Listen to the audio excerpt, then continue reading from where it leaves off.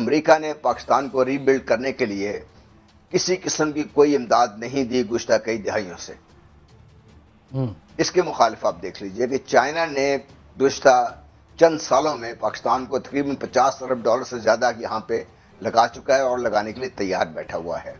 आपका सीपैक फाल है और तेज होता जा रहा है। आपकी जो ग्वादर पोर्ट है वो माशाल्लाह पूरी तरह एक्टिव हो चुकी हुई है।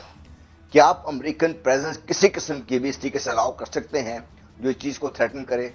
और क्या हमें इस चीज़ का अंदाज़ा नहीं है कि चाहे वो अमेरिका हो चाहे वो भारत हो, किसी को सीपैक बाइसेट पसंद नहीं है। और नंबर 2, जो ग्वादर पोर्ट का किसी तरीके से चाइनीज़ का यहाँ पे मौजूदगी ना सिर्फ ये कि उनको पसंद नहीं है बल्कि हमारे कई दोस्तों को इससे पसंद नहीं है और उन्होंने बड़ा एक्टिवली इसके खिलाफ काम भी किया है। अब जब इन हालात को देखते हैं आप, तो आपको बड़ा वाज़ेह हो जाता है कि पाकिस्तान के पास अगर ये ऑप्शन हम सोच भी रहे हैं तो मेरा ख्याल इससे बड़ी हमारी गलती, शायद ये तमाम गलतियों की माँ गलती होगी सारी हमारी।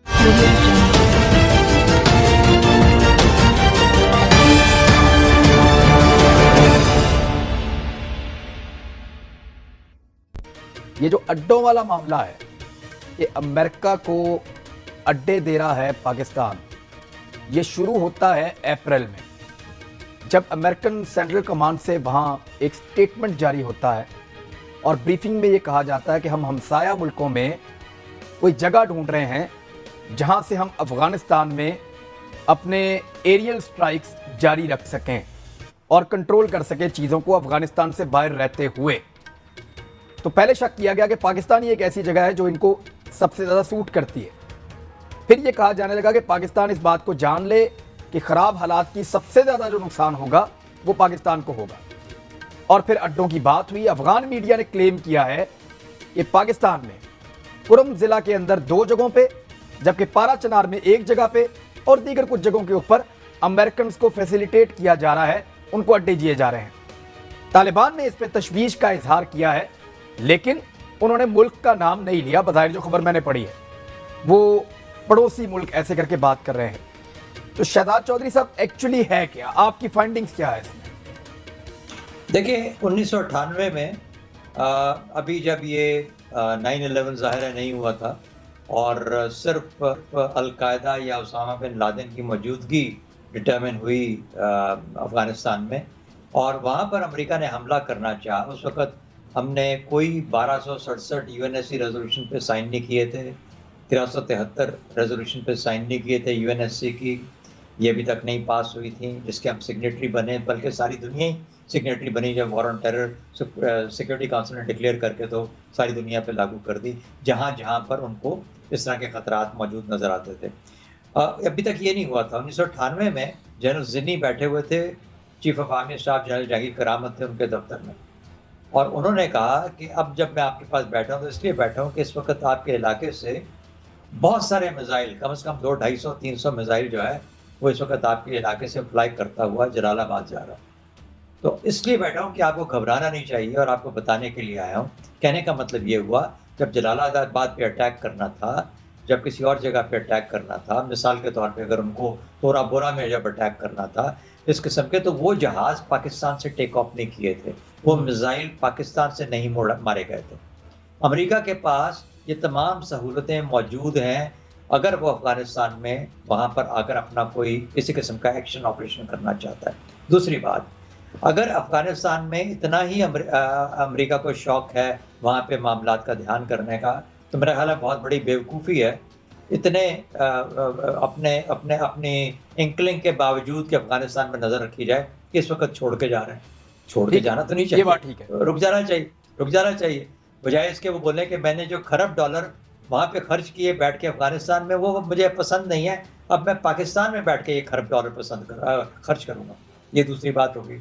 तीसरी बात, आज के दौर में अमेरिका ने अपनी नेशनल स्ट्रेटेजिक असेसमेंट के अंदर वाज़ेह तौर पे बता दिया और कहा कि हम अपना जो ध्यान जंग की कैफियत का है, जो जंगी हालात के अंदर है, जो कि एक हायर स्टेट ऑफ प्रिपेयर्डनेस होती है, वो हम चीन के खिलाफ साउथ चाइना सी में लेके जा रहे हैं, जिसको हिलरी क्लिंटन के ज़माने में पिवट टू द ईस्ट का नाम दिया गया।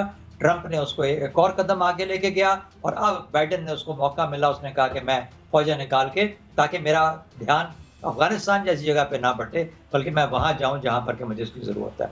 यहाँ पर इंडिया भी एक तरफ बिठा दिया उसको थोड़ा बहुत कि अच्छा आप भी जिम्मेदारी अदा करें। साथ इसराइल को सेंटकॉम में ले आया from the northern command, north Atlantic command जो है उसको लाके अब सेंटकॉम का हिस्सा बना के और फिर मिडिल ईस्ट में उसको इतना कुछ दे दिया कि एक किस्म का जो अमेरिका की गैर मौजूदगी है, एक्टिव मौजूदगी, उसकी एक्टिव मौजूदगी की बजाय अब कहीं ना कहीं पे इसराइल की मौजूदगी रहेगी।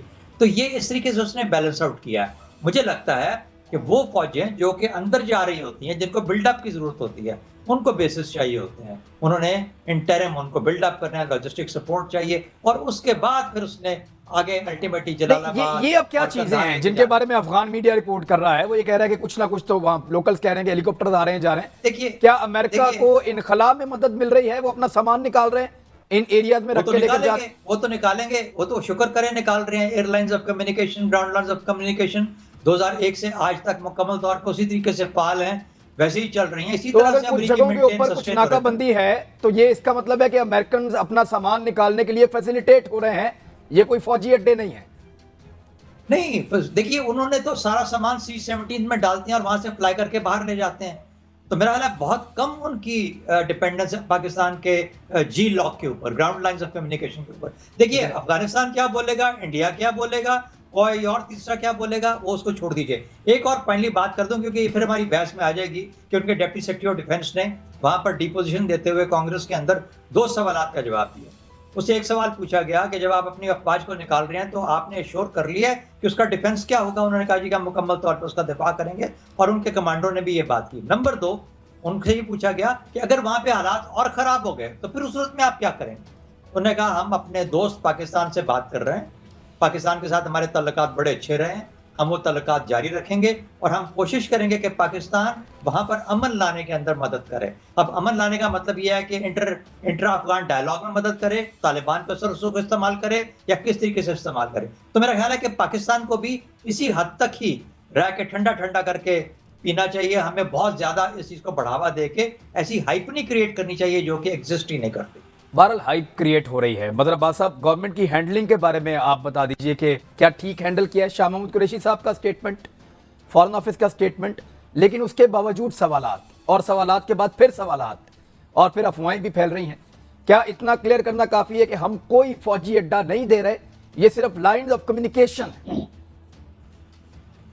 नहीं, मेरा ख्याल है इमरान इतना आसान नहीं है। मेरा ख्याल है मुझे काफ़ी जो है तशवीश है इस चीज़ पे नहीं कि वो क्या कह रहे हैं, इस चीज़ पे कि post American exit from Afghanistan Pakistan में क्या सिचुएशन होगी। और ये याद रखें कि उनके आउटलेट्स पाकिस्तान में मौजूद हैं तालिबान के, और वो जो इस तरीके की वार्निंग दे रहे हैं वो सिर्फ इस वजह से नहीं दे रहे कि यहाँ अड्डे नहीं होंगे, अड्डे होंगे नहीं। इवन जो इंटेलिजेंस नेटवर्क है वो उसके हवाले से भी उनको खदशात हैं, और वो सही हैं गलत हैं अलग बात है। लेकिन हमें पता है कि पाकिस्तान में जब 9/11 के बाद शुमाली वज़ीरिस्तान, जनूबी वज़ीरिस्तान, सवात, मालाकंड, ये सब ब्रीडिंग ग्राउंड्स बन गए थे।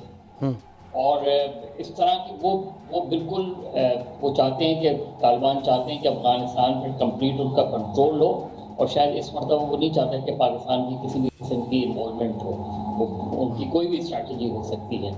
तो मेरा ख्याल है उन्होंने बेसिकली अफगानिस्तान में, क्योंकि अफगानिस्तान में उनकी जो लड़ाई अब होने जा रही है वो दाइश से होने जा रही है, और वो एक अगेन मुझे तो फिर जो है एक सिविल वॉर नज़र आती है अफगानिस्तान में अमेरिकन के जाने के बाद। हमने देखा था कि सोवियत के जाने के बाद कितनी किलिंग्स हुई थी उसमें, और हम आज नहीं तो मतलब साहब उनका तो सर ये तरीकाकार है ना, अफगानिस्तान से जब भी कभी कोई बैरूनी हमलावर वापस निकला तो फिर उसके बाद वो आपस में लड़े हैं, और उनका ये पुराना एक पैटर्न चला आ रहा है।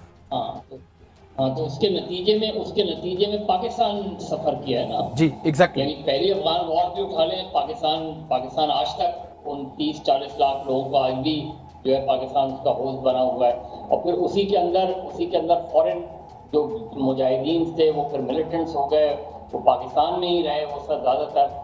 और याद रखिए कि मुशर्रफ के पीरियड में कुछ अड्डे इस्तेमाल हुए थे पाकिस्तान के। सिंध में एक एयरपोर्ट से जहाज जाया करते थे बाकायदा उसका, और फिर उसको एक्नॉलेज भी बाद में किया, फिर उसे ख़त्म भी किया गया। तो वो शक जो मौजूद है वो मौजूद है, वो अनकॉल्ड फॉर है। और जिस तरह अभी शहजाद साहब कह रहे थे कि ऐसी क्या ज़रूरत होगी अमेरिकन को इस वक्त यहाँ अड्डे रखने की, लेकिन सिर्फ अड्डे की वजह से नहीं, उनकी वार्निंग को हम सिर्फ इस वजह से ना लें कि पाकिस्तान यहाँ अड्डे दे रहा है या नहीं दे रहा। वो अमेरिकन और पाकिस्तान की रिलेशनशिप को भी बहुत उस शक की निगाह से देखेंगे।